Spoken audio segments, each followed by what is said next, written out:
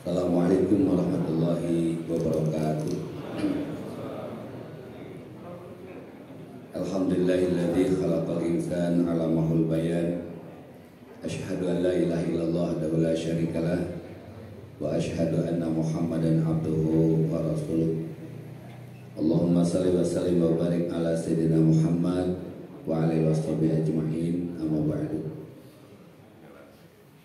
Ketua DKM Masjid Jami Al-Falah beserta seluruh jajaran pengurus masjid, bapak-bapak, ibu-ibu, para pemuda, sahabat-sahabat, siapapun yang hadir hari ini, mudah-mudahan kita semua dirahmati Allah Subhanahu wa taala.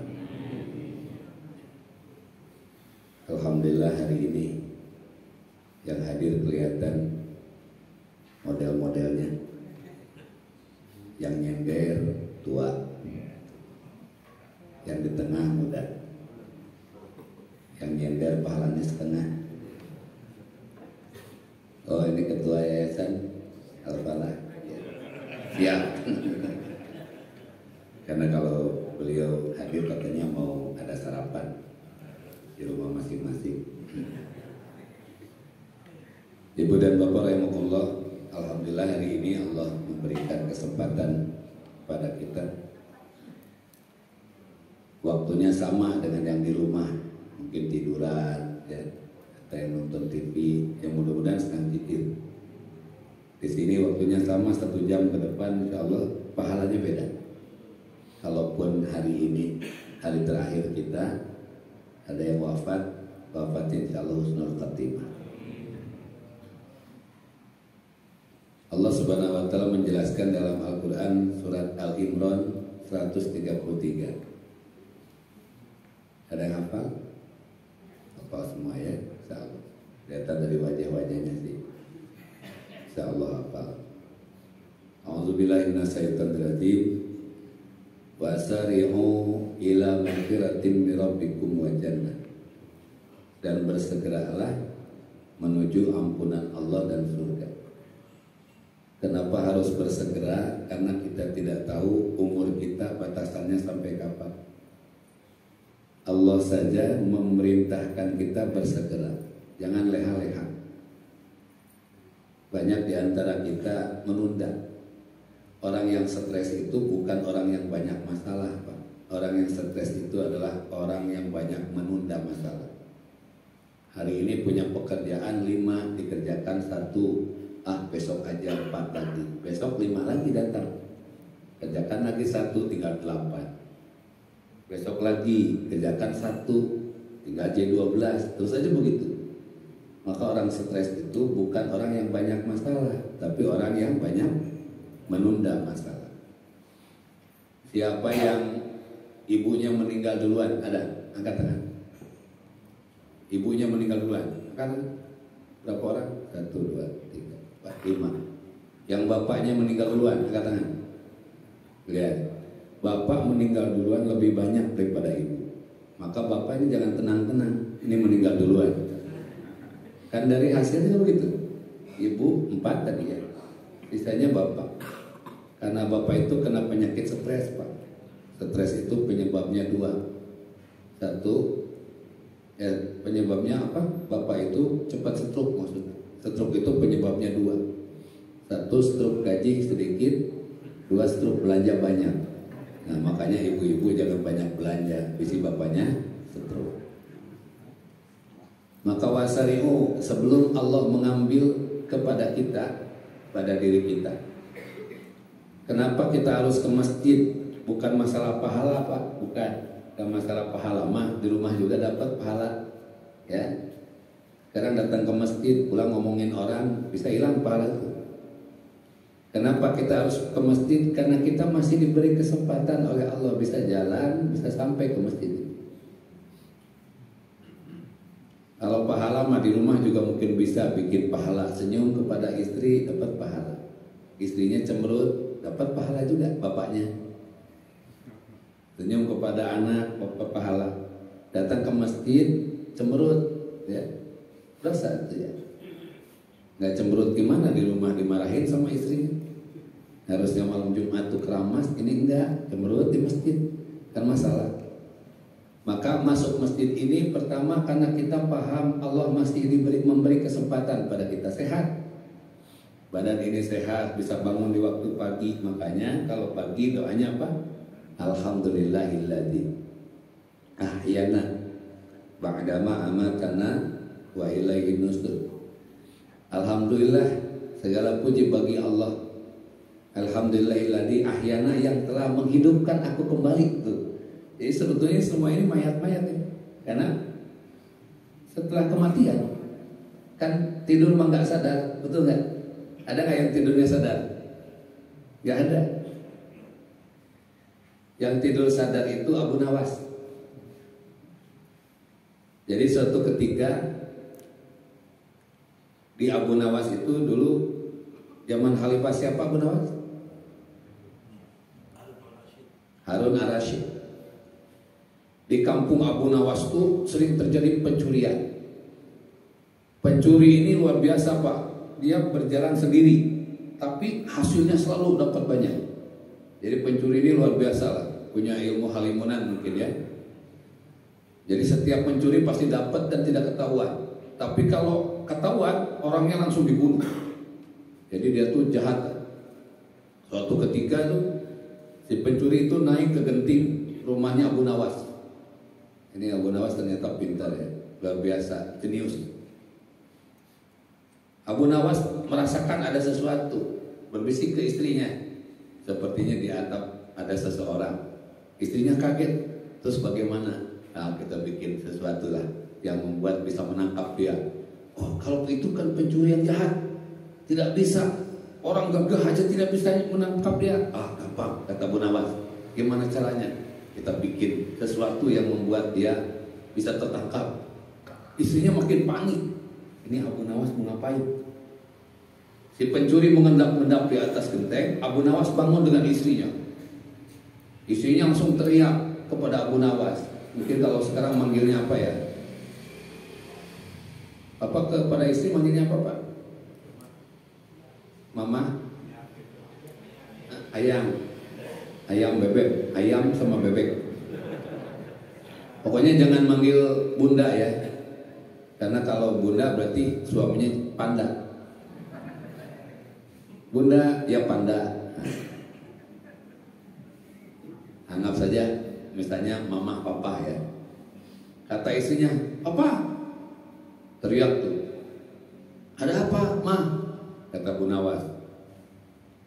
Pa, ini emas-emas yang di karung ini bagaimana cara dapatnya dulu, gitu kan? Padahal nggak punya emas. Hanya supaya si pencuri itu dengar. Kata Abu Nawas, Papa kan dulu pencuri, pencuri hebat, orang takut sama Papa. Kok bisa takut?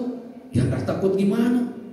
Papa ini bisa masuk ke rumah orang tanpa terdengar suara dan bisa mengambil barang tanpa kelihatan. Terus bagaimana caranya? Papa kan punya mantra dulu. Bagaimana mantranya? Pokoknya ada mantranya. Tapi kalau ada orang dengar dipakai sama pencuri bahaya nih, kata Abu Nawas. Padahal dia tahu ada orang di atas. Gimana Pak mantranya? Ya cukup bilang bim salabim abrakadabra 3 kali, kemudian loncat ke bawah. Itu tidak akan terdengar. Si pencuri ini mikir, wah ini orang hebat nih, saya harus praktekkan ini. Akhirnya dia baca, loncat, remuklah tulang-tulang itu. Begitu remuk tulang, Abu Nawas keluar, dilihat tuh ada orang sambil meringis. Dibilangin sama orang, ribut-ribut, tetangganya pada keluar. Pas dilihat, wah ini siapa nih? Ini pencuri. Kok bisa ketangkap? Bisa tuh. Gimana caranya? Pokoknya mah bisa lah ketangkap. Akhirnya ditangkaplah pencuri itu. Nah itulah Abu Nawas. Banyak hal yang dalam kehidupan ini Allah berikan kebaikan-kebaikan pada kita, tapi kadang kita tidak mau melakukan. Contoh, kita diperintahkan membaca Al-Quran, tapi agak sulit bagi kita membaca. Ya, saya hari ini akan kasih ilmu tentang menemukan halaman juz dalam Al-Quran. Ya, bagi yang sudah hafal, gak apa-apa. Bagi yang belum, saya kasih ilmunya. Santri minta satu orang sih. Ke sini. Yang ganteng, dia lah. Ke sini nggak akan diapa-apain. Ke sini. Nah itu. Ya, ambilin Quran satu punten, yang hijau. Yang hijau yang ini ya. Yang hijau. Ya itu. Nah. Berkenan sebelah saya sini ya. Nggak usah sedih, tenang aja. Bukan dites, bukan. Tolong bukain halaman 22. Dapat hadiah insya Allah umroh gratis ya. Ditunggu di Mekah. Halaman 22. Hah? Ada? Itu ayatnya apa? Mana halaman ini? Ini 22 nih. Bukan 32. Hah? Saya aja yang sudah tua lihat 32. Nah, apa nih? Pas ya? Saya burung nih nggak kelihatan. Baca aja. Yang ayat pertama apa? Saya kulo sufaha. Ya. Itu juz berapa? Juz 2. Baik. Berdiri situ ya. Nggak kemana-mana. Juz 2 halaman 22. Bapak Ibu ingin tahu bagaimana cara menemukan halaman ini? Ada yang ingin tahu kan? Ingin tahu tidak? Kalau menjawab yang jujur, ingin tahu tidak? Saya tes dulu. Coba angkat tangan sambil bilang saya. Siapa yang ingin masuk surga? Bahkan kurang kompak. Siapa yang ingin masuk surga? Orang semangat dah, kayak kita mau bagi kupon. Ya. Siapa yang ingin masuk surga? Nah, gitu tuh. Siapa yang ingin masuk surganya sekarang? Ya. Ya boleh lah ya. Kita doakan mudah-mudahan husnul khatimah. Baik. Ini halaman apa? Juz 2 ya, halaman 22. Juz 5 halaman berapa kira-kira? Berapa? 82. Bukan 82. Oh, ini ada yang sudah bisa, luar biasa ya. Berhadiah ini harusnya. Pak Dita siapin hadiahnya? Minimum lah atau lontong sayur. Cocok? Cocok ya. Juz 10 halaman berapa? Saya tiap masjid ngasih materi ini. Ah nanti berapa Pak? 182. Oh udah siap katanya. Pak Dita sih hadiahnya. Ngasih hadiah Pak Dita. Masya Allah. Ini Pak RW ngasih hadiah. Ini kan 2 kali jawab beliau ini ya. Masya Allah. Kalau jamaahnya dapat segini, ustadznya dapat seberapa ya? Ya. Nah satu lagi Pak. Ya, karena kan saya sudah keliling kasih rumus kemana-mana nih. Ya ini rumusnya sudah tahu Bapak luar biasa. Juz 12 Pak. Masya Allah. Takbir. Nah ini hadiahnya. Ambil Pak, rezeki Pak. Kalau Bapak nggak suka ada kenceng sebelah. Tenang aja Pak. Ya. Oh, ini dapat pagi-pagi siapa dapat rezeki begini Bu. Masya Allah. Ini asli Pak. Tapi saya lihat sih uangnya palsu Pak. Palsu. Bukan. Ini ternyata kacamatanya nggak pecah Pak. Ini palsu berarti. Baik Pak kalau gitu. Terima kasih. Ya kalau ngasih tahu ya. Dapat rezeki pagi-pagi. Tiap pagi ke masjid aman nih. Ya insya Allah. Belum dari ketua yayasan ini ya. Ini baru dari Pak RW. Tenang aja. Baik, kita hafalkan rumusnya sama-sama biar semuanya dapat ilmunya. Baik ya. Sama-sama. Juj. Teriak sama-sama bareng. Juj.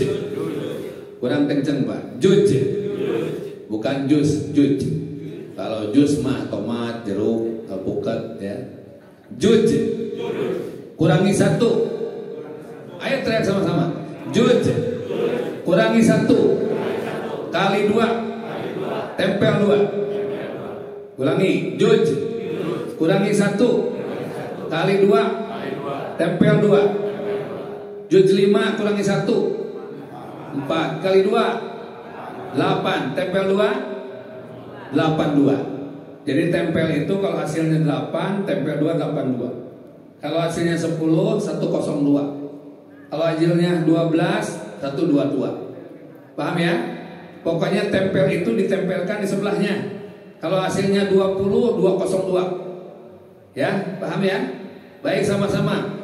Juz 15 kurangi 1 kali 2. 28. Tempel 2. 282. Bukan. 282. Juz 15. Mama langsung buka Quran. Buka. Qurannya harus Usmani ya. Yang Usmani. Silakan dibuka. Yang Usmani. Cetakan seperti ini. Cocok. Subhanalladzi asra bi'abdihi laila Ya, cocok ya? Cocok nggak, Mas? Cocok. Berarti di sini kurungannya Utsmani semua ya. Bismillah. Lagi 20 kurangi 1 kali 2 38, tempel 2 382. Juz 20 aman 382. Silakan buka. Cocok, cocok. Cocok Mas? Belum dapat ya? Cocok. Masya Allah. Ini luar biasa. Toha ma anjalna ilaikal Qur'ana litasqa. Allah itu tidak menurunkan Al-Quran dengan susah. Hanya kita tidak mau belajar.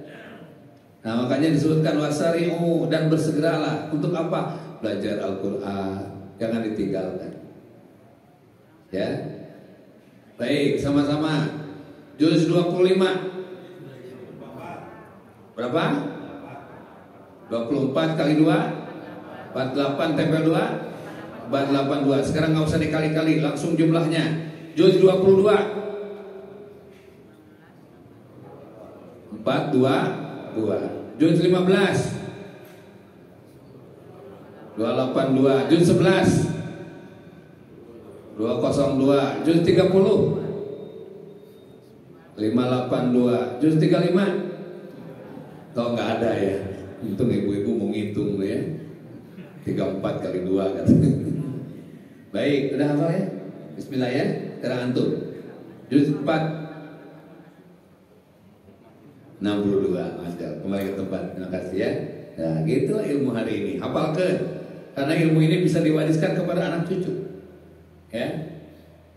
Dan ditemukannya juga di Gua Hiro ini ilmu ini. Makanya yuk siapa yang mau umroh berangkat sama saya ke sana, insya Allah kita ke Gua Hiro. Di sana bertahanus, coba minta kepada Allah ilmu Al-Quran. Jadi bersegera belajar Al-Quran. Ya, banyak hal di dalam Al-Quran yang belum kita pelajari. Saya hari ini akan banyak menambah ilmu untuk inilah ya, yang praktek-praktek saja. Baik, sekarang cara menghafal Al-Quran dengan hal apa? Dengan terjemahnya. Ya, kita coba. A'udzubillahi minasyaitonirrajim. Apa artinya? Ya? Halo? Baik, aku berlindung pada Allah dari godaan syaitan yang terkutuk. Mau terjemahan Pak? Mau? Baik, sama-sama. Simpan Al-Qurannya, alat tulisnya, handphonenya dan sebagainya. Kita sama-sama praktek menerjemahkan Al-Quran. Hari ini kita surat Al-Infitar ayat 1 sampai 3. Ya, baik sama-sama. A'udzu billahi minasyaitonir rajim. Sama-sama. A'udzu billahi minasyaitonir rajim. Kita lihat dulu ya. A'udzu billahi minasyaitonir rajim. Aku berlindung kepada Allah dari godaan, gosokan ini godaan dia, setan yang terkutuk. Baik sama-sama. A'udzu billahi minasyaitonir rajim. Artinya, aku berlindung kepada Allah dari godaan setan yang terkutuk. Ya. 2. Bismillahirrahmanirrahim. Sama-sama. Bismillahirrahmanirrahim. Dengan menyebut nama yang Maha Pengasih, Maha Penyayang. Ini dilambangkan dengan pelukan. Jadi orang yang jarang dipeluk berarti jarang disayang. Ya, yang tidak memeluk tidak sayang. Yang tidak punya yang dipeluk, nah berarti kasihan. Memeluk apa Pak? Nggak tahu. Tihan mulai kali. Ya, sama-sama. Pertama dulu, ta'awudz. A'udzu billahi minasy minasyaitonir rajim. Bismillahirrahmanirrahim. Masya Allah. Artinya, aku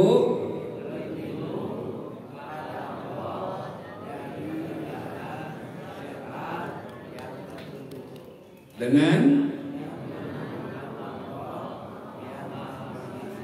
Maha Penyayang. Masya Allah. Al-Infitar. Siapa yang sudah hafal? Baik, yang belum hafal, sudah hafal, kita hafalkan artinya sama-sama.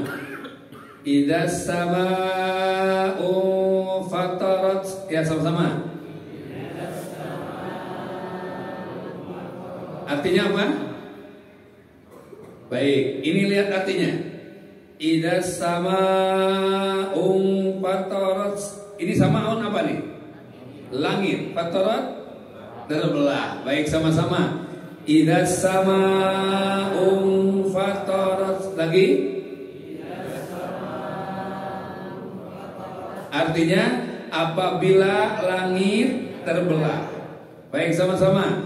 Idza sama'u fatarat. Artinya apabila langit terbelah. Tapi jangan latah sampai rumah ada semangka. Mama, kenapa semangkanya dipatorot? Oh, dibelah maksudnya.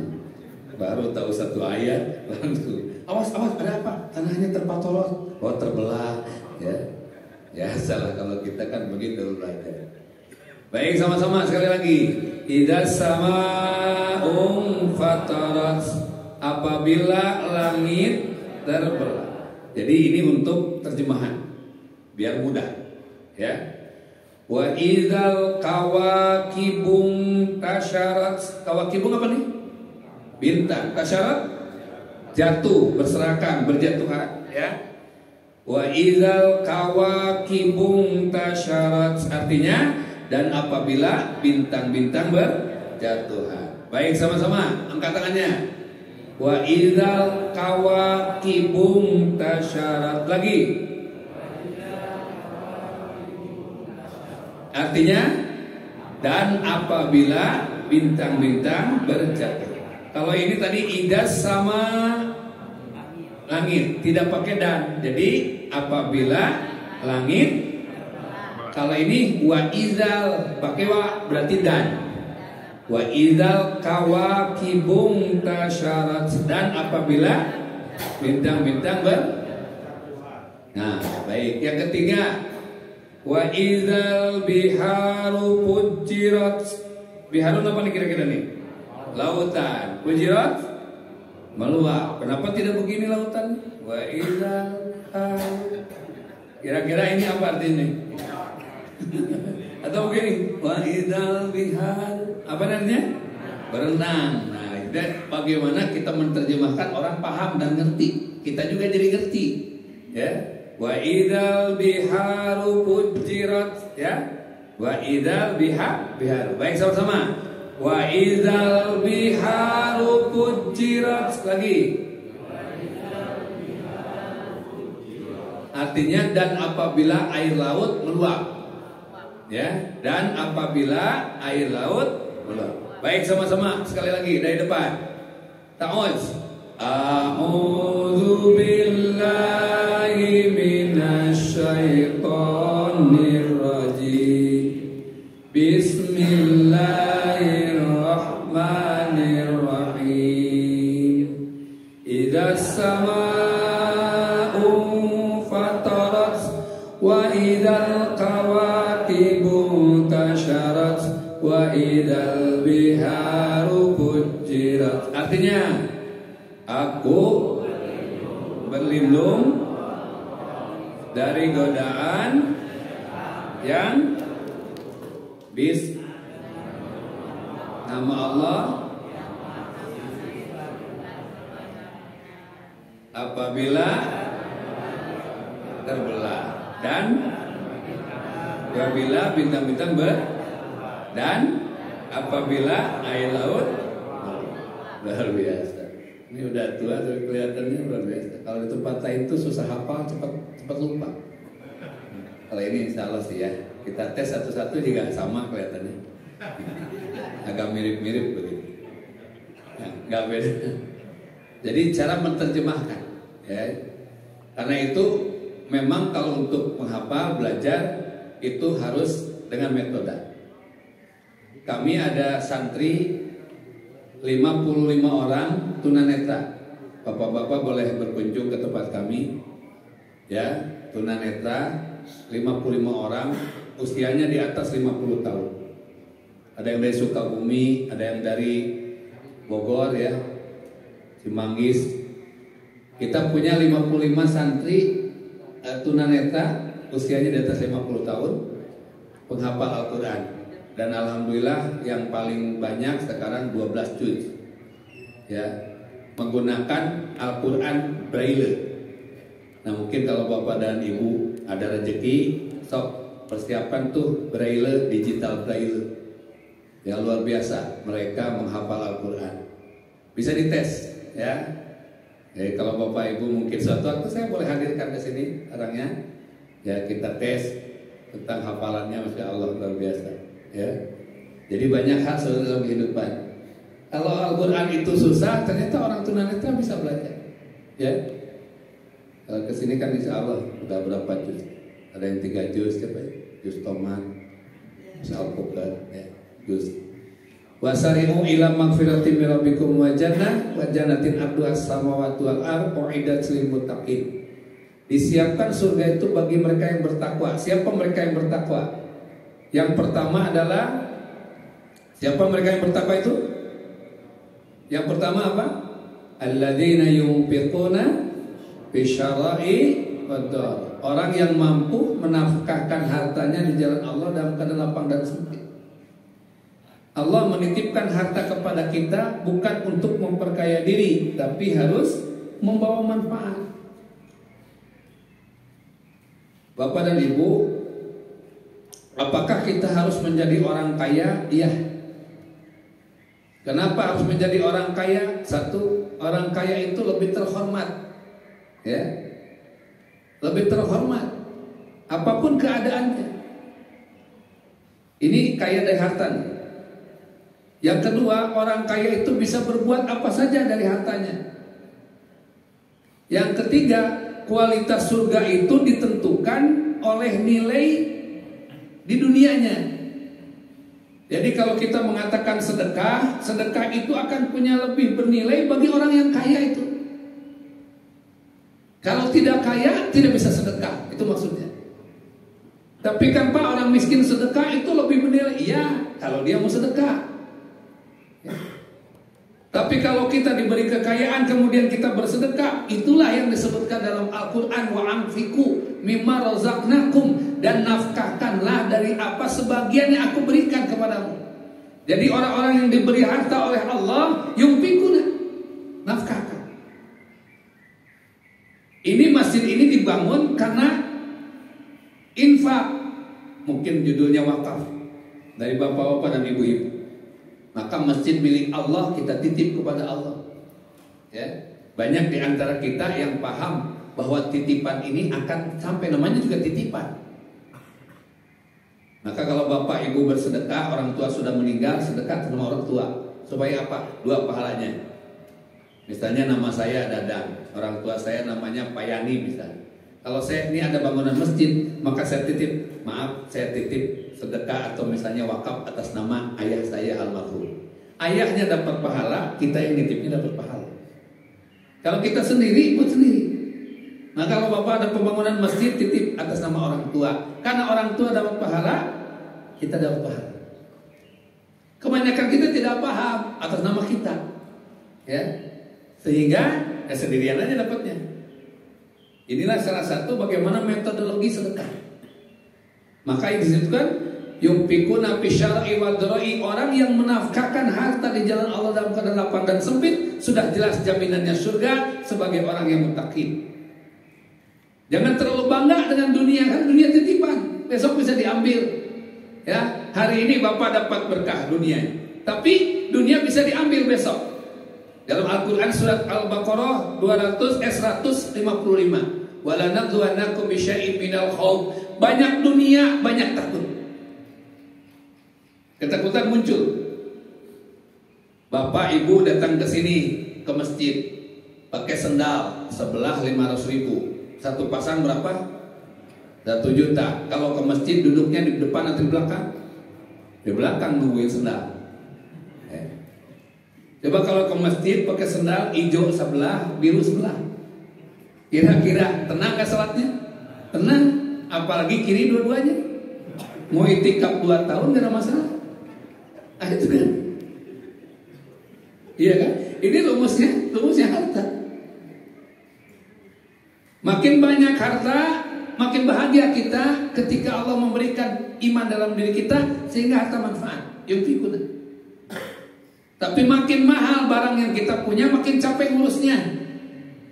Betul. Ada orang rumahnya 3 lantai. Orang kelihatan luar biasa 3 lantai. Ngurusnya susah. Dan belum pernah sekali tidur, kepalanya di lantai 3, kakinya lantai 1. Kan belum pernah. Dia hanya bangga saja. Rumah bapak mana? Itu. Itu pak yang 3 lantai. Enggak, sebelahnya. Ada kebanggaan terhadap dunia, iya.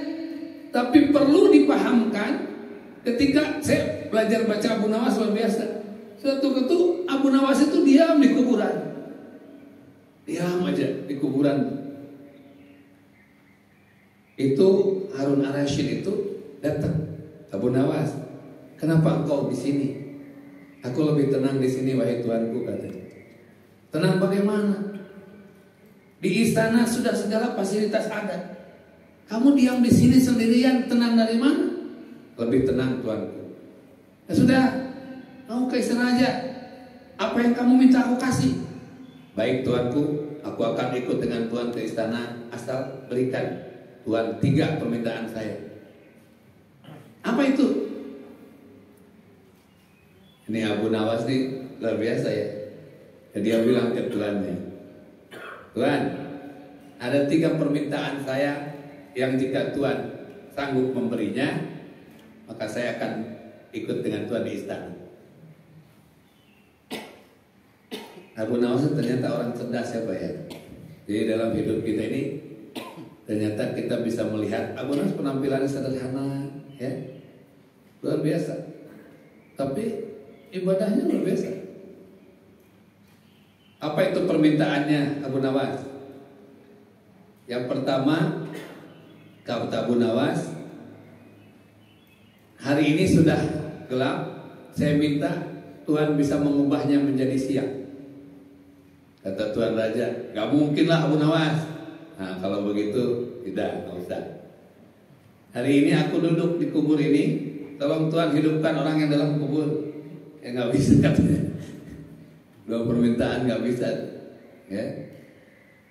Yang ketiga katanya, apakah Tuhan bisa menjamin saya masuk surga atau masuk neraka? Nah itu juga tidak bisa. Ya sudah, katanya saya di sini aja. Itu Abu Nawas. Bagaimana luar biasa ya. Kalau begitu saya tidak perlu bantuan Tuhan. Karena saya punya Tuhan, saya punya Allah. Jadi saya tidak butuh bantuan Tuhan. Nah ini dalam hal ini adalah tauhid kepada manusia, kepada Allah Subhanahu Wa Taala. Ya, jadi yumfikuna bisyara'i wa tarai. Bapak punya rumah akan ditinggalkan. Bu, ibu punya gelang, punya ya, cincin, punya, iwang, punya. Ibu meninggal milik siapa itu Bu? Milik ahli waris ya, anak dan suami. Suami kedinginan, dikumpulin tuh gelang sama cincin, dijual buat nikah lagi. Ternyata ibu ngasih modal buat suami nikah lagi. Itu.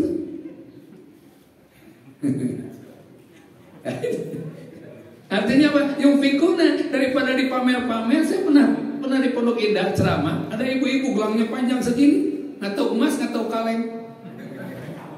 Saya tanya, siapa yang bertanya? Saya. Silakan Bu, nggak jadi Pak Ustaz. Iya memang pameran gelang. Dia meninggal gelang milik siapa? Masya Allah. Yumfikuna, nafkahkan. Bagaimana gelang ini menjadi bangunan masjid, bagaimana gelang ini menjadi hamparan sejadah yang bisa sujud setiap orang.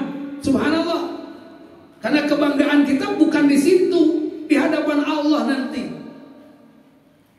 Bagaimana kita mendapatkan mendapatkan surga di hadapan Allah, rumah di dalam surga adalah bagaimana ukuran masjid yang kau bangun di dunia. Pak, saya kemarin cuma 1 meter persegi enggak lurus. Ya udah segitu nanti rumahnya. Ini aja. Kalau 1 meter persegi ada mending bisa duduk. Ini 1 meter lurus. Enggak ada perseginya. Makanya kalau kita ingin menilai atau ingin mempersiapkan rumah kita di surga nanti, bagaimana ukuran masjid yang kita bangun di dunia? Berlomba-lomba tuh. Ya, ini masjid ini dibangun, saya 5 meter. Wah, lumayan. Udah tahu bahwa anak istri bisa tuh guling-guling 5 meter. Tapi jangan lurus, harus kotak. Ya. Persegi berarti. Nah, itulah kita. Bagaimana harta ini bermanfaat? Bapak punya rumah ditinggal, punya Ferrari ditinggal. Saya baca tentang Sadio Mane ya, kemarin saya uraikan. Siapa Sadio Mane itu? Pemain sepak bola Senegal, miskin. Allah kasih rezeki lewat bola itu ya. Dibayar 299 miliar itu ya Sadio Mane. Apa yang dia lakukan? Dia bawa tuh duit ke kampungnya, dibangunlah stadion, dibangun masjid, dibangun sekolah, dibangun kehidupan, disiapkan gaji untuk masyarakat miskin $70 per bulan per rumah. Sampai sekarang. Ditanya Sadio Mane, ya, bukankah engkau sanggup membeli Ferrari seperti temanmu tuh? Ronaldo. Siapa? Ronaldo. Saya jarang nonton bola, sebetulnya baca sejarah doang. Sanggup beli Lamborghini, ya? Kenapa engkau tidak membelinya? Sadio Mane hanya mengatakan, wahai saudaraku, apa yang bisa dilakukan oleh Lamborghini, oleh Ferrari kepadaku dalam hidupku ini? Apa yang bisa dia lakukan? Ketika dia masuk garasi, apa yang dia bisa lakukan untukku? Dia nggak bisa apa-apa.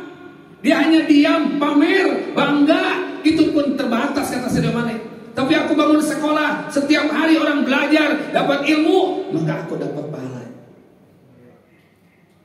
Aku bangun masjid, setiap orang sujud tiap hari, aku dapat pahala. Masya Allah. Apa yang bisa dilakukan katanya oleh Lamborghini Ferrari kepadaku?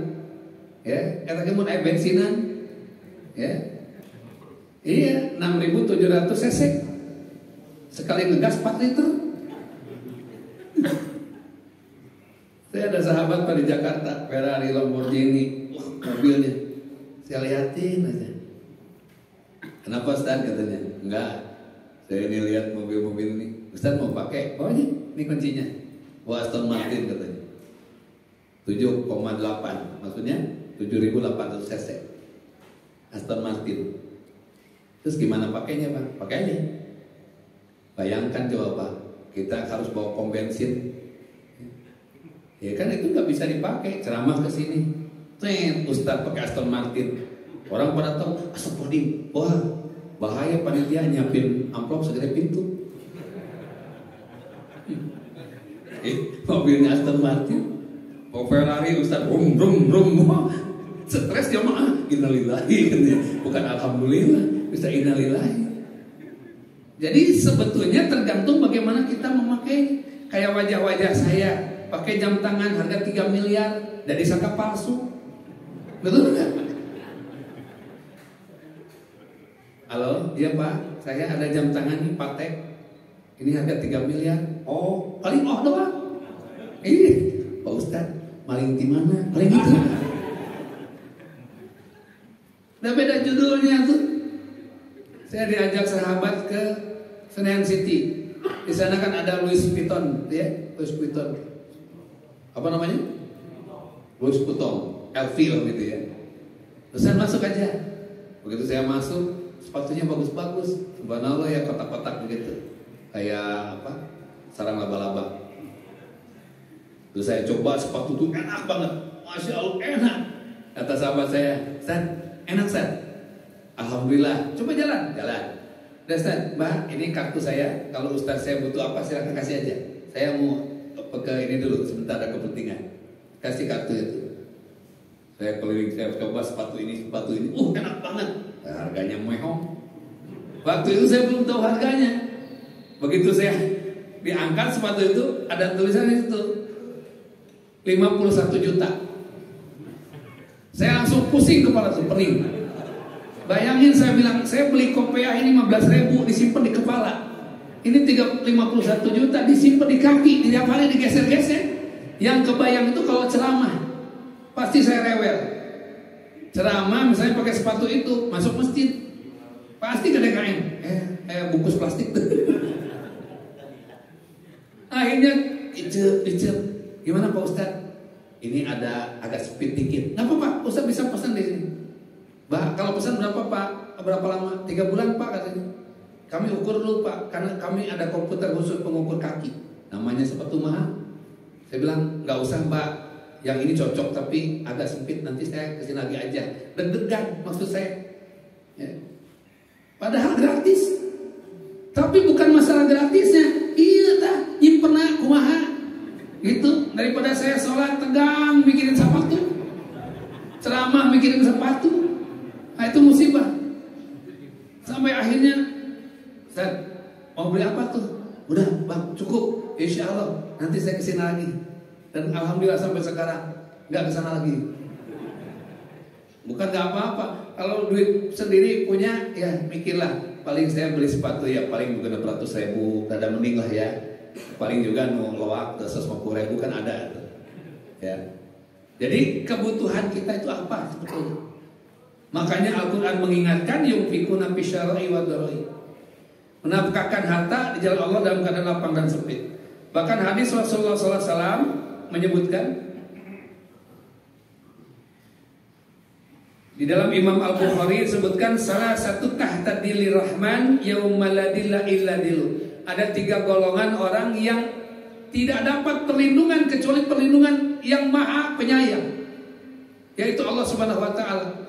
Siapa golongan orang ini yang dilindungi padahal tidak ada perlindungan lagi kecuali perlindungan Allah? Siapa mereka? Kemudian sahabat bertanya, "Man hum ya Rasulullah?" Siapa mereka ya Rasulullah? Qala Nabi sallallahu alaihi wasallam, kemudian Nabi menyampaikan, yang pertama, man faraja an makrubin ala ummatin. Siapa di antaranya yang membayarkan, yang membebaskan, yang memberi kepada umatku, kata Nabi, yang kesusahan.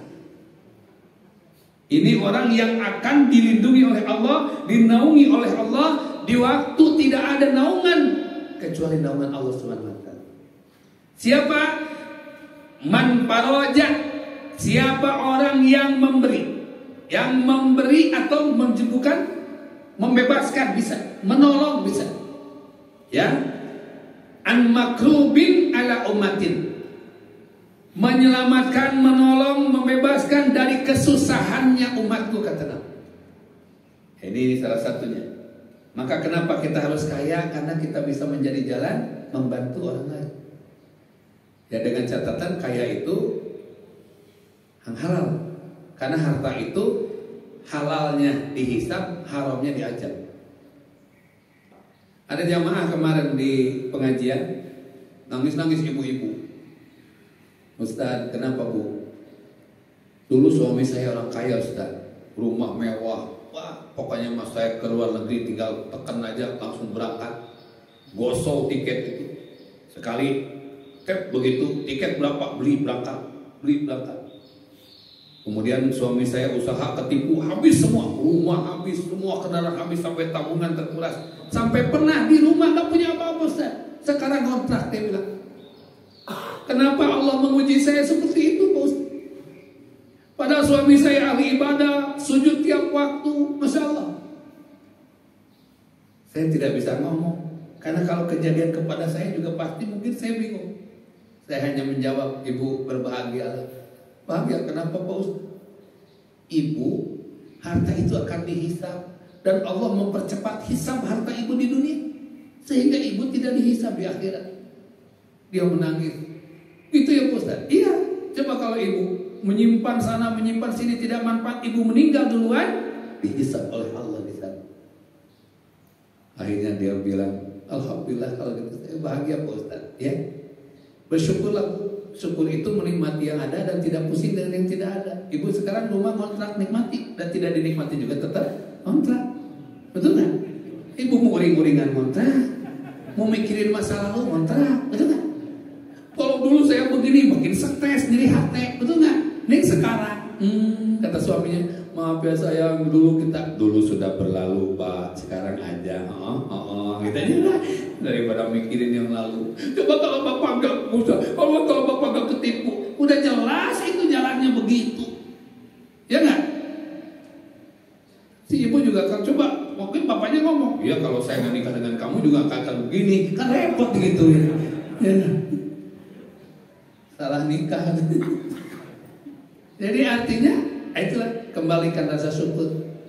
Karena orang yang diberi harta oleh Allah, yumpiku, menginfakkan itu karena syukur. Boleh banyak harta, boleh. Rumahnya mewah, boleh, boleh. Mobil mewah, boleh, boleh.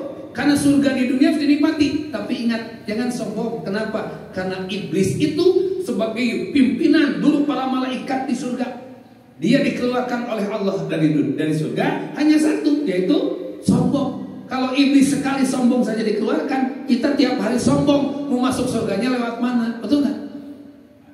Halo? Yang satu kali sombong aja dikusir, ini kita tiap hari sombong, terus mau masuk surga lewat mana? Nggak ada lubangnya. Maka apa yang dibanggakan oleh kita? Nggak ada. Jadi karena setiap waktu kita menjadi jalan kebahagiaan bagi orang lain. Makanya saya kadang orang datang, Ustaz mah senyum terus ya. Enggak, ayam bibir mah, betul nggak? Kalau nggak ada bibir saya senyum pakai apa? Katanya Pak Ustaz lagi ada masalah, kok bahagia? Iya, biarin masyarakat punya saya. Terus kenapa dengan masalah saya nggak boleh bahagia? Boleh Pak Ustaz. Terus kenapa kamu begitu sama saya? Kenapa saya yang masalah ente yang susah? Betul nggak Bu? Bu, setuju nggak poligami? Setuju tuh. Yang penting bukan suami ibu, betul nggak? Orang yang poligami kenapa ibu yang enak? Itu masalahnya. Kita banyak masalah orang lain dipikirin kita, jadi capek. Iya nggak?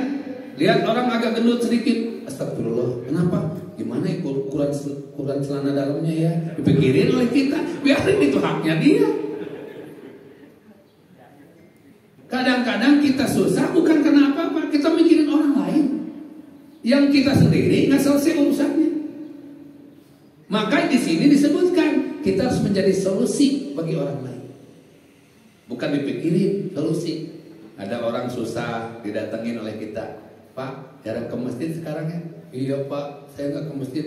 Kenapa? Saya kan ikut bantu orang Pak, jualan, cuci piring apa segala macam. Agak susah Pak saya sekarang. Kalau gitu gimana Pak, ada solusi? Ya kalau usaha sendiri mungkin saya bisa ke masjid Pak, jual kopi bisa Pak. Mau saya Pak, modalin oleh kita. Lihatin ya, ternyata dia bisa jualan kopi dengan modal 10 juta, dimodalin oleh kita. Tapi tiap hari dapat pahala ibadah. Kita kebagian, dia dapat pahala, kita kebagian pahala. Masya Allah, itu kan luar biasa. Hanya 10 juta misalnya bikin kios kopi, tapi dia membahagiakan dirinya, keluarganya, dan dia menjadi jalan pahala buat kita. Itulah pentingnya kita. Yumfikuna bisyar'i wa dharra. Ya, kadang kotak amal ya lewat depan kita. Jarang ada stopan. Kalau di jalan raya macet Pak, di masjid mah jarang. Gambar-gambar mobil, nggak ada stopan. Sekali stopan orang berhenti tuh Pak, 2.000 ditutupin lubangnya, takut ketahuan. Begitu 50.000 nyenggol temennya, ada apa? Susah masukinnya. Iya 50.000 duitnya. Ingin ketahuan, makanya saya titip pesan lah kepada DKM kalau bisa bikin kotak amal tuh beratnya 50 kilo, pakai roda, pakai sensor, ya, didorong susah, diangkat berat, sehingga orang lagi jikir itu nagen aja. Kalau dimasukin duit baru jalan. Nah itu tuh. Kan dia kalau nggak bawa duit, tengok temennya, kata temennya, kenapa nggak jalan? Nggak bawa duit. Terus gimana tuh? Pinjem dulu dah 2.000, pinjem. Dan kalau bisa sensornya itu ya, kalau 2.000 jalannya pelan Pak. Kalau 50.000 jalannya agak cepat. Ya, kalau 2.000, kalau 50.000 sih, begitu. Pak kalau gitu maksa dong, dipaksa. Khudh min amwalihim shadaqatun tutahhiruna biha. Kita dipaksa oleh Allah untuk apa? Nabung di sana. Betul nggak? Ini tabungan kita di masjid ini, infak tabungan. tabungan. Ibu datang ke majelis taklim, infak tabungan. Bayangkan kata Nabi, barang siapa yang sedekah di dunia, maka Allah hadirkan cahaya putih di dalam kuburnya. Lagi tidur pulas, assalamualaikum, waalaikumsalam. Siapa engkau? Saya amal pahalamu di dunia. Waktu kapan? Waktu kajian subuh di Al-Falah. Kecil amat, 2.000. Kan cahaya. Ada yang tinggi besar, gede amat kamu. Saya 500.000. Tapi kenapa hitam? Kamunya ria, jadi gosong saya. Nah itu. Meskipun di dalam Al-Quran disebutkan 261 Al-Baqarah, perumpamaan nafkah itu bagaikan menanam 1 butir. Allah tumbuhkan 7 butir dan tiap bulan Allah tumbuhkan 100 biji. Itu jelas sekali. Jadi artinya dipersiapkan, banyaklah sedekah lebih baik. Sedikit boleh nggak apa-apa, la sawain ma'istimul, tidak yang kecil kalau terus menerus. Tiap subuh kesini bawa 5.000 tiap subuh. Teman kita sekali datang 10.000, tapi sekali datang, ya, sebulan sekali maksudnya. Kita tiap datang 5.000, diukur 5.000, asar 5.000, nggak usah dihitung. Udah berapa ya? Lumayan. Nggak usah, itu mah urusan dengan Allah kita. Ya, begitu nanti kita di dalam kubur didatangi, siapa engkau? Saya yang diwakafkan di masjid. Masya Allah, datang bercahaya. Luar biasa. Maka yunfikuna fistarai. Yang kedua, wal kadiminal ghaidh. Nahan marah, ya. 1 batang kayu mampu menjadikan jutaan batang korek api. Tapi 1 batang korek api mampu menghancurkan jutaan batang kayu. Kenapa? Karena korek api dia punya kepala, tapi dia nggak punya otak. Sekali kegesek langsung menyala. Betul nggak? Jangan korek api, gesek, hurung. 1 hutan habis tuh kebakar. Betul nggak? Makanya kalau ada orang kesenggol, apaan lu? Korek api. Suami pulang dari masjid, mama belum masak. Maaf pak, mama ketiduran. Molor mulu. Korek api berarti itu. Makanya korek api. Dia punya kepala tapi nggak punya otak. Sekali kegesek langsung nyala. Itu korek api. Maka jangan bersikap seperti korek api. Pikirkan apa yang terjadi setelah marah itu. Jangan puas saya. Puas, teman. Kamu sedang menanamkan keburukan. Apalagi marah di depan anak mereka. Kieu geuning babe teh. Wajar kalau mamah misalnya kieu da bapak lagi gitu. Nah itu tuh. Kunaon mamah teh loba ngalamun, bapana udah amak-amakan wae kan gitu. Itu doang. Geus teu boga duit amak-amakan musibah itu. Ya, warga diminal ghaidh, tahan emosi. Ya. Sayyidina Umar radhiyallahu ditanya, wahai Amirul Mukminin, apakah engkau pernah marah kepada istrimu? Amirul Mukminin yang ketika pedangnya terlihat langsung orang-orang kafir lari tunggang langgang.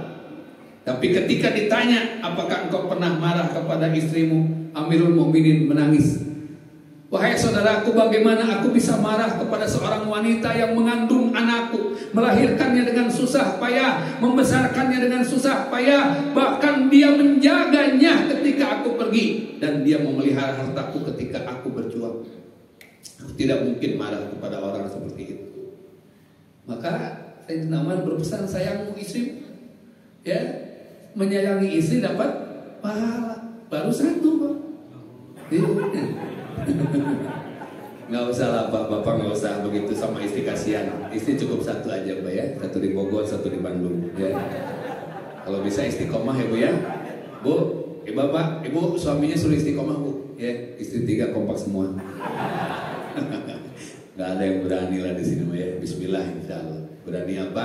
Berani di hadapan Allah Subhanahu wa Ta'ala. Ya, kita berbuat baik. Makanya marah, tinggalkan marah. Coba ya. 3, war'afina aninas, saling memaafkan satu dengan yang lain. Rumah tangga akan bahagia dengan 2. 1, sedikit kesalahan saling memaafkan. Yang kedua, sedikit kelebihan saling menghargai. Itu aja. Termasuk sama di dalam kehidupan kita. Salah teman, maafkan. Punya kelebihan, hargai. Itu penting, akan membangun yang kokoh. Ini beton ini terdiri dari pasir, semen, batu, besi. Ya sudah ba'duhum ba'do, meskipun beda-beda tapi membangun satu beton yang kokoh. Maka jadilah beton yang kokoh. Dan yang terakhir, alladzina yunfiquna fis sarra'i walladzina idza fa'alu fahisatan aw dzalamu anfusahum dzakarullah fastaghfiru lidzunubihim. Dan yang keempat, orang bertakwa di sisi Allah yang masuk surga adalah yang ketika menemukan dosa dalam dirinya dia beristighfar kepada Allah Subhanahu wa Ta'ala. Ya. Maka Bapak dan Ibu istighfarlah. Rasulullah SAW setidaknya 70 kali istighfar. Menurut Siti Aisyah radhiyallahu an, istri Nabi, bahwa Rasulullah SAW istighfar sekurang-kurangnya 100 kali. Dan berkualitas. Kalau kita kan nggak astagfirullahaladzim, sabludin. Di pas sabludin, habis sholat juga tadi zikirnya subhanallah, subhanallah. Alhamdulillah, hamilah. Jadi hamil lagi gara-gara zikir. Baik Bapak dan Ibu, bahagiakan diri kita, semangat terus ya, karena kunci hidup itu adalah kebahagiaan.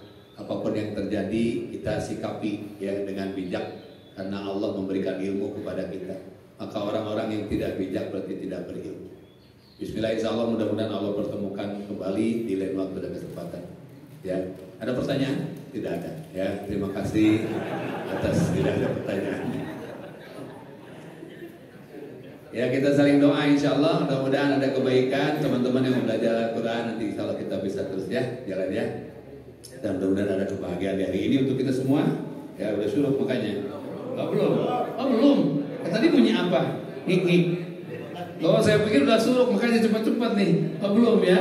Jam berapa suruknya? Hah? Oh masih ada. Oh, kalau gitu ngapain cepat-cepat saya enggak? Saya bilang ngik tadi di sini ya.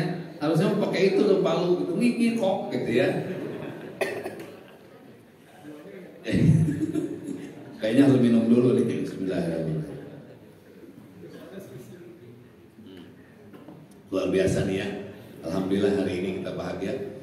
Bapak Ibu rahimakumullah, jadi dari 4 konsep jaminan surga orang-orang bertakwa itu ada yang disebutkan dengan di situ alladzina fa'alu fahisatan adzalamu anfusahum zakarullah fastakbaru lidzunubihim. Ketika dia menemukan dosa dan kesalahan pada dirinya, maka dia banyak-banyak beristighfar. Maka hidup ini harus punya cermin. Cermin itu 2, satu menghadap ke kita, yang satu menghadap ke orang lain. Yang menghadap ke kita itu adalah untuk melihat kekurangan diri kita, dan yang menghadap ke orang lain adalah melihat kelebihan orang lain. Maka ini dalam konsep bersama-sama, baik di dalam rumah maupun di dalam kehidupan kita seperti ini.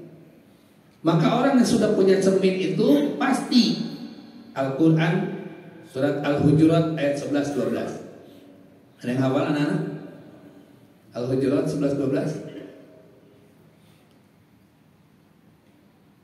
Ya ayyuhalladzina amanu la yaskhar qaumu min qaumin asa ayyakunu khairum minkum wala nisa'u min nisa'in asa ayyakuna khairum minkum wala talmiju anfusakum wala tanabaju bil alqab bistalismul fusuq ba'dal iman wa man lam yatub fa ulaika humuz dzalimun. Ayat 11. Janganlah satu kaum mengolok-olok kaum yang lain, karena boleh jadi yang diolok-olok lebih baik. Ya. Satu orang mengolok-olok yang lain. Ada orang tinggi, ya ketinggian, diolok-olok lagi. Hati-hati. Maka saya pikir sih kalau orang pendek, jangan gaul dengan yang lebih tinggi. Nanti pasti paling pendek. Kalau yang pendek, gaulah dengan yang lebih pendek, insya Allah paling tinggi. Karena kita suka membanding-banding, akhirnya kehilangan rasa syukur. Syukur kan ada 2. Satu tadi apa? Yang tadi ya, menikmati yang ada dan tidak pusing dengan yang tidak ada. Nah ini kayak ini teh manis, nikmat. Jangan mikirin kopi, ya. Makin mikirin kopi makin enak tuh, makin enak lah minumnya. Oh enak kan? Masya Allah. Nah, hidup itu begitu. Banyak di antara kita. Masya Allah, saya terus terang Pak, ini masjid kalau menurut saya ini, di Kota Bogor, saya rasa ini paling nyaman. Menurut saya, ya. Ada AC, karpetnya bagus, bersih, rapi. Ini cermin budaya Muslim yang luar biasa. Ya bukan memuji, bukan, memang kenyataan. Ya, kenyataan begitu. Nanti hanya ini kadang-kadang suka mengganggu juga nih yang di depan itu. Mungkin harus pindah ke pinggir kali ya. Allahu Akbar. Subuhnya sekarang mah agak siang ya. Ayo tuh. Nggak apa-apa lah. Ada nomor telepon juga kan? Infak sedekah kan? Nanti dihafal lagi sholat itu. Kalau begitu kehidupan. Tapi ini rada mending. Sekarang ada masjid yang di depannya itu kolam ikan. Ya, ada masjid di depannya kolam ikan. Bagaimana itu menyampaikan pesannya kepada khusyuan itu? Ya, Ada masjid-masjid sekarang kolam ikan depan. Saya ceramah di Bintaro, Pak. Pas saya sholat zuhur, takbir, itu ikan tuh serulik. Saya diam aja. Saya bilang, Pak, siapa DKM-nya? Ada Pak Asep. Pak Asep, gimana menurut Pak Asep? Dia, Pak, kami juga terganggu. Terus, gimana menurut Pak Asep ini? Setiap orang terganggu. Iya Pak, sampai ada anak kecil, dia bilang, itu waktu tahiyat nggak salam-salam, ngeliatin ikan gitu. Saya bilang, jadi gimana? Memindahkan kehusuan itu tidak boleh. Karena dalam hukum tuh kalau di depan kita itu tidak boleh ada yang lihat, yang mengganggu. Akhirnya itu kita makan Pak, itu diperintahkan oleh KM, itu dibongkar, airnya dikeringkan, ikannya diambil, padahal koi bagus-bagus. Itu ya, Pak Ustadz mau bawa nggak koinnya? Bawa kemana? Koin yang ada. Ya, jadi ternyata bikin suasana yang baik. Tapi masjid ini memang luar biasa, indah, nyaman, ya. Kalau udah terbiasa kan nggak ada masalah. Benar Pak, karena Islam itu harus menjadi rahmatan lil alamin. Salah satunya orang yang zikir nggak gatel. Dan kalau ada tuh masjid kalau zikir tuh gatel, ya, susah gitu, goyang-goyang. Ya belum panas, pengap, sound systemnya juga apa adanya. Makanya saya kalau di mobil bawa sound system. Karena ada masjid undang saya, sound systemnya pakai toa. Di dalam nggak ada suaranya, sedangkan jamaah sini banyak ratusan. Terus saya bilang gimana, teriak-teriak ke saya. Pakai toa, katanya biar keluar siar. Lain siar, imalir, silah maya. Betul nggak? Orang diundang datang ke masjid, tapi toanya keluar. Tuh sayanya yang panas ini. Wah panas. Makanya tadi kita tahu kan, saya bawa sistem kecil, simpan di mobil. Jadi kalau masjid tidak siap, saya siap. Alhamdulillah, Allah kasih fasilitas. Ini bagus luar biasa, ya. Ini siapa yang ngasih AC, yang ngasih sound system, bukan sistem juga lucu ya, Pak. Kalau perlu di tiap itu ada, jangan di WC sound systemnya. Ya orang lagi ngeden bunyi, itu lagi ngaji kan udah lucu. Jadi ini penting. Ternyata kenyamanan dalam ibadah itu perlu Pak. Maka itu rasa syukur kita. Kenapa masjid ini harus rapi bersih? Sebagai rasa syukur, ungkapan rasa syukur kita kepada Allah Subhanahu Wa Taala. Kalau rumah kita bisa bersih, kenapa masjid tidak bisa bersih? Makanya ini tidak terkena sindiran Pak. Kan sindiran itu disebutkan oleh para ulama saleh itu, salah satunya adalah menyindir. Jika bangunan rumahmu lebih baik, lebih bagus dari masjidmu, berarti tunggulah hisab dari rumah itu di hadapan Allah kelak. Ya. Jadi Allah akan mempertanyakan, ini kenapa rumahku begini, sedangkan aku kasih rezeki kepadamu, kamu malah menghias rumahmu sendiri. Ini rumahnya, subhanallah ya, ini masjidnya lebih mewah daripada rumahnya. Ini luar biasa, kayak di hotel, toilet kayak di hotel. Saya aja tadi hampir betah kan, ya, di toilet betah. Saya untungnya nggak ketiduran di situ. Betah di toilet, airnya subur, ini penting, rasa syukur. Allah kasih nikmat kepada kita, maka jadikan rasa syukur. Yang kedua, syukur itu tidak membandingkan nikmat yang ada dengan nikmat orang lain. Ya, Allah sudah kasih. Di antara kita pasti rezekinya beda-beda, Pak. Ya, bentuk hidungnya aja beda-beda. Nggak usah dibanding-banding. Yang penting lubangnya di bawah. Ini hidung kurang mancung dibandingkan dengan yang mancung tegang. Yang penting lubangnya di bawah. Bapak mau hidungnya mancung, lubangnya di atas. Tiap hujan kemana? Oh no. Ada hujan. Resiko kita ketika membanding-banding itu beresiko Pak. Pasti aja tidak akan rasa syukur. Ya, istri membanding-banding harta dengan tetangganya. Makanya punten kadang-kadang garasi kita kosong, nggak punya kendaraan, tetangga kita mobilnya 3 jejer di luar 2, di dalam garasi 1. Tawarin dong. Maaf, kenapa? Itu mobil siapa Pak? Mobil saya. Daripada di luar garasi saya kosong. Memang boleh? Boleh, nggak apa-apa, biar nyaman. Oh gitu, masukin tuh. Tetangganya lewat, alhamdulillah, Bapak sudah punya mobil lagi. Nah, padahal membantu saudaranya. Barang siapa, kata Nabi, yang memberikan bantuan, ya, dan menolong kesusahan saudaranya, umatku kata Nabi, dialah yang akan dijamin surga oleh Allah. Mobil orang di luar, garasi kosong masukin, lumayan. Ya. Kalau perlu digembok Pak oleh kita. Ini mobil tetangga di depan kosong dikasih batu depan, nggak boleh parkir. Memang jalan punya dia apa? Ya, kasih batu gede-gede. Saya mau parkir susah. Saya bilang, Pak, saya mau ceramah. Di sana aja parkir dekat masjid, penuh Pak. Ya udah, silakan cari parkir sendiri, keliling gitu. Ayo naon di batuan, memangnya apa? Sedekah jalan kek, bukan bikin dia, betul nggak? Tapi aneh, rasa syukurnya hilang. Nggak ngerti saya.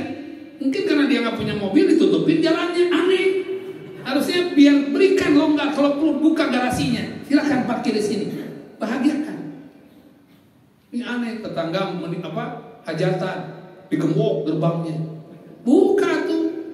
Mungkin hajatan dia butuh space yang luas depan rumah kita, garasinya buka, kursi-kursinya masukin ke rumah kita, lumayan. Mudah-mudahan habis hajatan dia lupa.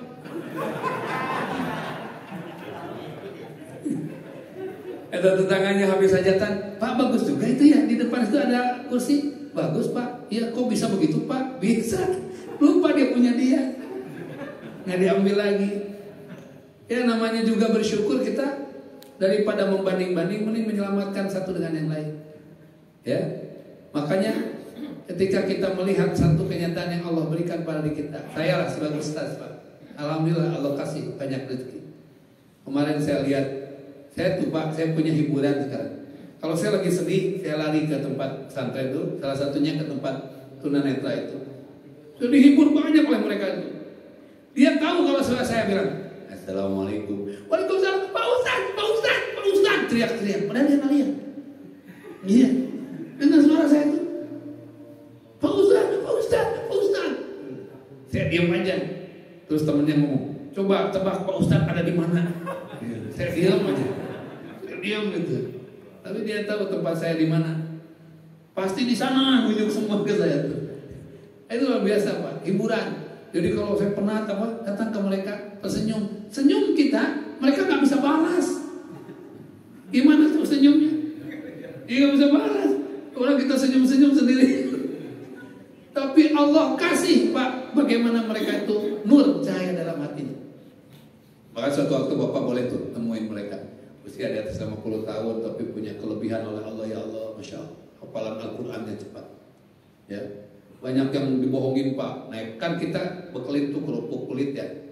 Di angkot itu ada orang beli satu kerupuk kan 10.000, 2 bungkus buat 20.000. Dia orang dikasih itu 2.000 duitnya, ambil 2 bungkus. Orang ini kan udah biasa pegang duit. Maaf Pak, ini uangnya 2.000. 2.000 dari mana itu 20? 2.000 Pak. Kamu kan nggak lihat katanya. Tapi kan saya tahu 20 mana yang 2.000. Ya sudah nggak apa-apa. Saya ambil kerupuknya itu 20.000 tuh. Turun aja dari angkot tuh orang tuh. Pergi aja. Begitu bayar angkot, orang angkot kan ngomong, ini duitnya 2.000. Kan saya mah dari orang itu. Kasihan, akhirnya bayar angkot pakai kerupuk. Ya. Iya. Banyak Pak kejadian. Mereka sudah punten, sudah terbatas, ya, dibohongin. Kita alhamdulillah. Ada seorang ibu-ibu tuh, Ibu Erni namanya, sekarang pimpinan majelis. Saya tanya, Bu, jika kami berdoa semua nih supaya ibu bisa melihat lagi, bagaimana? Ibu Erni menangis, udah Ustaz, saya udah tua, saya hafalan Al-Quran, saya udah syukur. Saya kalau saya buka mata saya, begitu saya hafal Quran, keluar dari rumah ini, lihat maksiat, rontok saya hafalan saya. Saya diem, saya nggak hafalan Al-Quran, lihat orang, berarti lebih rontok lagi. Dia yang hafal, ini nggak mau rontok. Kayak model-model kita nih, pulang dari masjid, lihat yang nggak pakai baju lagi olahraga, iya. Bener nggak Pak? Coba Sabtu Minggu kan, ada yang depan tuh yang bis gitu, nggak pakai baju. Dan kita menikmati, wow, itu yang tadi di sini zikir, subhanallah, hilang itu. Iya, ini orang tunanetra nggak bisa lihat hafalannya. Dia meskipun lihat orang nggak pakai baju, apa aman aja, ya kan? Itu perlindungan Allah kepada mereka Pak. Terus perlindungan Allah kepada kita apa? Kalau kita amal kurang, maksiat banyak. Semua apa yang diandelin di hadapan Allah. Ke masjid kagak, ngaji jarang, kumpul-kumpul di sini numpang tidur. Nah itu Pak Ustadz kan dapat pahala, dapat 40.000 makanya ciri-ciri begitu orang bubar dia masih itu ya, istirahat. Iya, karena di masjid itu banyak macam Pak. Orang ahli syukur itu datang ke masjid, tapi di masjid banyak macam. Kenapa dia itikaf? Terus harus ditanya DKM. Bisa jadi dia ada masalah sama istrinya. Iya, makanya nggak pulang-pulang. Dia betah di sini. DKM harus peka. Ada terus dari subuh, zuhur masih ada, asar masih ada. Tanya, mana? Ini jangan-jangan dia nggak bisa pulang ke rumah karena lagi masalah nih istrinya. Dia itikaf terus tirup di sini. Ya itulah hidup. Ya, maka itu 4 dasar tadi yang fikuna fi syara'i. Yang kedua wal kadiminal ghaib. Yang ketiga wal afina minas.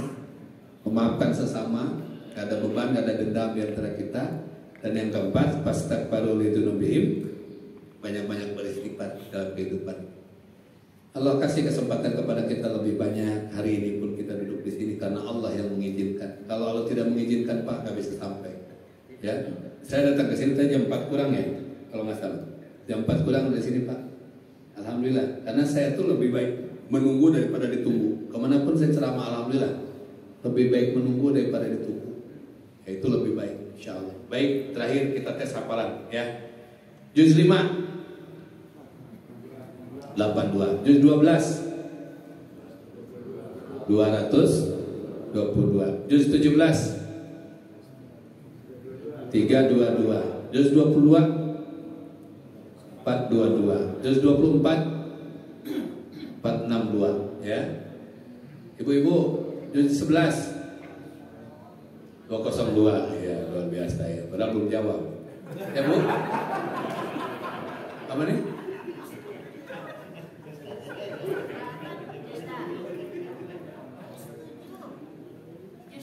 Oh, juz 7 yang berbeda ya. Juz 7 yang berbeda karena memang itu ada, nanti saya cari referensi. Jadi dalam satu Al-Quran ini ada yang berbeda, yaitu juz 7. Juz 7 itu tidak di 122, dia di 121. Ya, 121. Hanya juz 7. Nah, saya sedang mencari referensi karena menemukan rumus ini juga luar biasa. Kalau juz yang lain aman, gak ada masalah. Hanya juz 7 aja. Saya sedang mencari penggalan ayat kenapa berbeda sendiri. Nah, ini kan dulu waktu Sayyidina Utsman mencetak Al-Quran, itu namanya Utsmani. Tidak disusun supaya bisa dihitung, kan tidak. Itu Allah aja kirim rumus susunan. Nah, itulah kehidupan. Ya. Saya kemarin bertemu seorang insinyur, Pak. Dia datang ke Mekah, sepanjang melihat Ka'bah dia menangis. Pulang bercerita ke saya, Ustaz, saya lihat Ka'bah tuh menangis. Kenapa? Saya hitung ukuran Ka'bah, menemukanlah diameternya itu, titik pusaran itu adalah 16-18. Ya. Dari mana Pak rumusnya? Saya punya rumusnya, Ustaz. Dari kiri kanan saya kalikan, pokoknya titik pusaran bumi itu 16-17 angkanya. Ternyata dibuka di Al-Quran surat 16 apa? Surat 16. Surat apa? 16. An-Nahl. Coba 16 ayat 18. An-Nahl 16 ayat 18. 18 ayatnya, baca coba. Wa'id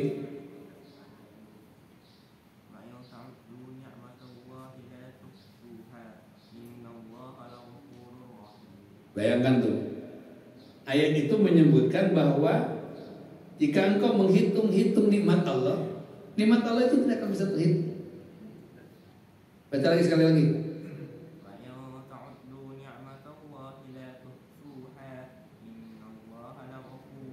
Tuh, wa in ta'udu nikmatallahi la tuhsuha.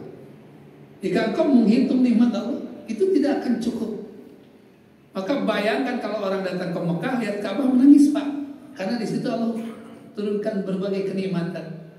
Dia hitung 16, 18. Oh, banyak kemarin cerita ke saya tuh insinyur tuh. Saya bilang nanti saya belajar. Jadi dia hanya sekali datang ke Mekah lihat Ka'bah, dia bisa menghitung Ka'bah itu, kemudian dia kaitkan dengan Al-Quran, macam-macam, luar biasa. Ya, ada insinyur orang sini, orang Bon Pedes. Ya, jadi saya belajar dulu sama beliau. Lihat dihitung dia. Rumus-rumus ini luar biasa. Tapi begitu saya kasih rumus Al-Quran, dia lebih kaget lagi. Saya bilang, Pak, saya punya rumus. Allah kasih ilmu menemukan halaman juz dalam Al-Quran ketika saya bertahanus di Gua Hiro. Oh gimana katanya Pak Ustaz? Saya bilang, saya punya rumusnya begini. Lebih kaget dia. Oh, itu yang mencetak Al-Quran siapa Pak Ustaz katanya? Apakah benar Al-Quran itu disusun sedemikian supaya bisa ketemu rumusnya? Ya tidak ada untuk mencetak itu. Kan buktinya ada cetakan yang berbeda. Ya.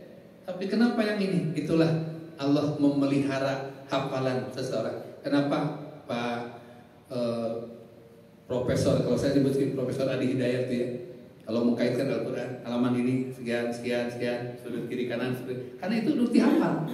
Makanya kalau hafalan Al-Quran mudah menghafal, itu pegang Al-Qurannya, ya, jangan pindah-pindah, itu aja. Itu pasti akan hafal. Di mana ayat itu letaknya, sebagai. Salah satunya, Allah itu memberikan nikmat kepada kita lah, terus tidak bisa kita itu. Makanya mau apa yang gitu? Ya, apalagi coba nikmat hidung aja Pak, mata bangun tidur, pernah nggak kita doa minta kedip? Ya pernah, dikasih nggak? Kasih. Pernah nggak yang tidak kedip bangun tidur? Ya Allah belum kedip. Halo, kedip, nggak ada. Di Bandung ada seorang ibu, ya, itu matanya terbelalak, nggak bisa kedip. 4 tahun nggak bisa kedip. Tidur begini. Makan melotot, nggak bisa kedip. Masya Allah. Dibawa ke Hasan Sadikin, nggak sembuh. Dibawa ke RSM, nggak sembuh. Dibawa ke Singapura, berangkat berapa? 4 orang anaknya berangkat ke Singapura. Berapa ongkosnya? Sewa hotel di sana 4 hari, berapa hotel di sana? Masuk rumah sakit King Elizabeth, berapa angkanya? Itu hanya untuk bisa kedip saja. Masuk ruang operasi, anaknya menyaksikan di layar besar, itu di luar.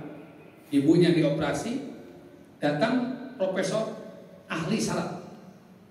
Ditanya, ibu kenapa? Mata saya nggak bisa kedip. Si profesor tersenyum, dia diambil jarum, nggak tahu jarum apa, dia tusuk di sini, cus begitu, kedip sampai sekarang. Si ibu. Anaknya ngomong, kalau tahu gitu ngapain ke Singapura? Saya aja yang nusuk. Tapi yang jelas itu bukan masalah tusukan, ini ilmunya. Ya, betul nggak? Coba kalau kita yang nusuk, tahu tuh kedipnya jadi seperti begini, kan kasih. Bapak punya mobil, ya, Bapak seorang insinyur, pakai dasi, pakai jas, mogok di jalan, nggak bisa starter tuh mobil. Diperiksa lampunya, periksa spionnya, nggak nyala-nyala. Wah, udah keliling, udah sejam habis tuh. Pusing lah Bapak, telepon misalnya ke bengkel, kirimlah orang, anak muda, ya, pakai baju lusuh, kadang-kadang bengkel udah hitam-hitam oli. Datang, kenapa Pak? Susah starter nih. Mungkin apinya Pak, saya nggak tahu, sudah saya periksa lampunya juga enggak, periksa semua. Buka kapnya udah Pak, saya lihat ini kapnya nggak ada masalah. Kata anak itu, ya karena nggak pakai ilmu. Buka Pak kapnya, dibuka, anak itu tersenyum, ngambil palu kecil, tok, diketok. Begitu di starter, nih nyala, kaget tuh si insinyur. Ih, kok bisa? Alhamdulillah Pak. Berapa Mas? 500.000. Ah, mahal amat. Kamu ngetok amat terus 500.000. Pak, ngetoknya 50 Pak, ilmunya 450. Nah, gitu. Coba Bapak yang ngetok, bukannya nyala malah benyok. Nah itulah kita, kadang-kadang kita kurang menghargai ilmu orang lain. Allah kasih ilmu tuh, profesor pakai jarum doang, sembuh sampai sekarang si ibunya, normal, masya Allah. Bisa kedip ketemu saya, Assalamualaikum Ustaz, Ibu, Waalaikumsalam, Ibu kamu bisa? Nggak begini lagi dia bilang gitu. Nah itulah Allah kasih ilmu kepada siapa saja. Maka yuk, tidak akan bisa dihitung ilmu Allah itu. Tinggal kita bersyukur, diberi apapun untuk manfaatkan. Saya dapat ilmu ini manfaatkan. Saya dapat ilmu ini manfaatkan. Saya punya kaki, punya lutut, punya semua, Allah kasih. Ya, normal, manfaatkan untuk ibadah. Di Jakarta saya punya jemaah Pak, lututnya cairannya mudah mengering. Kalau sekarang dia bengkok tuh lututnya ingin lurus, disuntik 2,5 juta, satu suntikan segini gini. Lurus, udah lurus mau bengkok disuntik lagi, bengkok lagi. Bayangin, kalau tidak dia 10 kali saja sehari 25 juta, betul nggak? Kita mau utek-utekan kayak apa? Nggak bayar.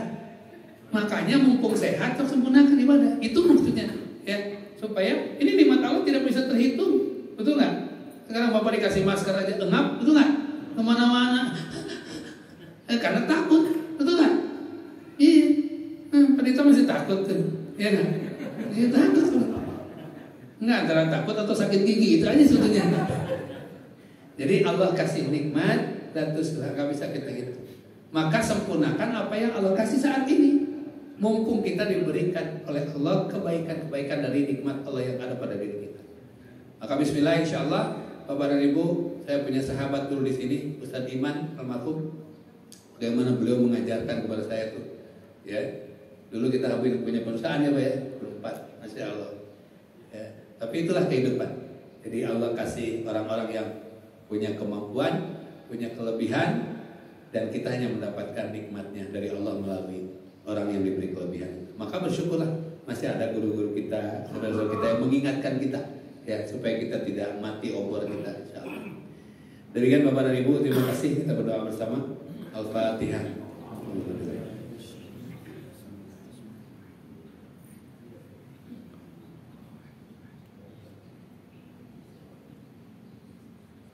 Allahumma shalli wa sallim wa barik ala sayyidina Muhammad wa alihi washabihi ajmain.